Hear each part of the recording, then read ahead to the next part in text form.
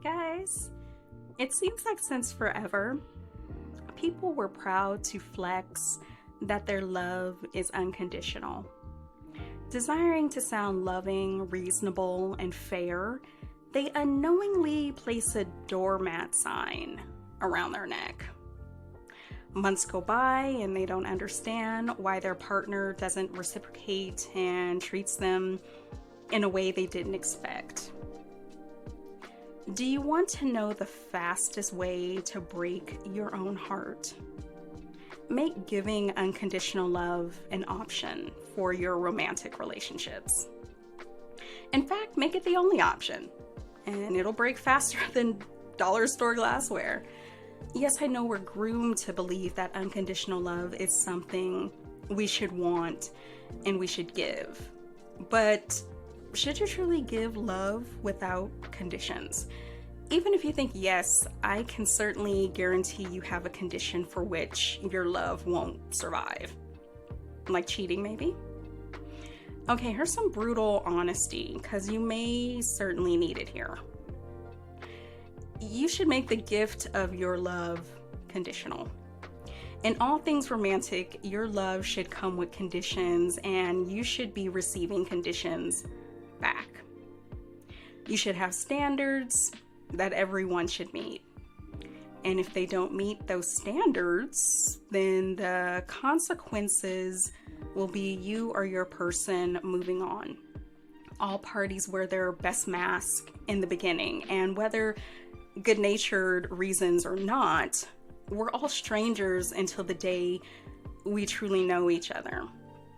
This is why you should be very clear on what your standards are.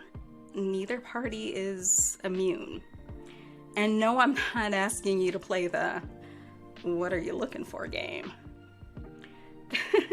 Because that will be used against you by the other person pretending to be everything you want.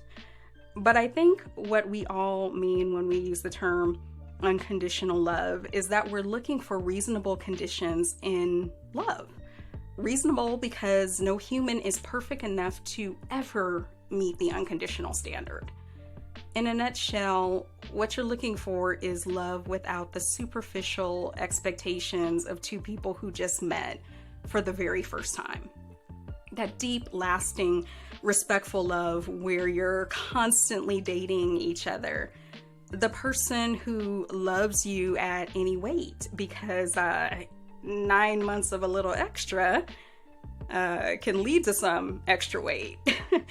I mean, can the love survive a change in appearance, and for how long? Can the love survive a partner being sick? Can the love you experience enjoy a come hither look just as equally as a babe, can we cuddle tonight? Where sympathy and empathy fall and love to give birth to peace and understanding. Can love be that deep? And the list goes on and on. But what you're looking for are reasonable conditions that can be met with the understanding that if we can't work it out, I won't force you or myself to live in an unhappy, unhealthy existence.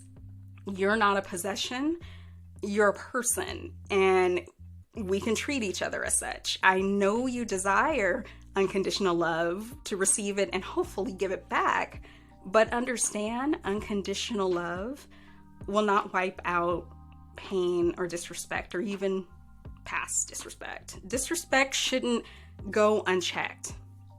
You should have standards in place and put limits on who has access to your love. Without limits, you set yourself up for a rocky journey ahead where your partner will be constantly testing you to see where your bare minimums are. When you both press on those limits, you'll find out quite quickly that love is in fact conditional. So let's take unconditional out of the romantic love category. Because romantic relationships simply require conditions to be healthy for both parties. And for all my good-natured people, beware of the guilt trips that someone will take you on. They'll use the fact that you're nice to guilt you into accepting red flag behavior. No one should be forced into situations that are toxic. But coach, won't there be a time when the love grows to unconditional? Well, you tell me. As time goes on with your person, did your standards list grow? What did you add to the list? Or did the standards list decrease in size? Which one of your standards will you drop so that love can be without conditions? Are you now willing to overlook cheating? Are you now willing to overlook irrational anger? How about violence? If you answered yes to any of the last three, absolutely no shade, but consider a session with a counselor to discover why you're willing to accept cheating, irrational anger, and violence. I don't say this to insult you, but femicide rates all over the world are extremely high. And you definitely should consider getting out of that situation ASAP if you're in it. For all others, are your red flags now yellow? Seriously, consider what accepting a former red flag could do for your life moving forward. And tread carefully. I find this topic compelling because I get to see rapid change in clients when they realize that there are, in fact, conditions to love. That the notion of unconditional love is simply hard to achieve when applied to romantic love. If you walk away from this video with just one thing, let it be that accountability for all partners to keep the relationship going is healthy, and that accountability is a condition. As always, thriving is achievable, and I'll help you get there.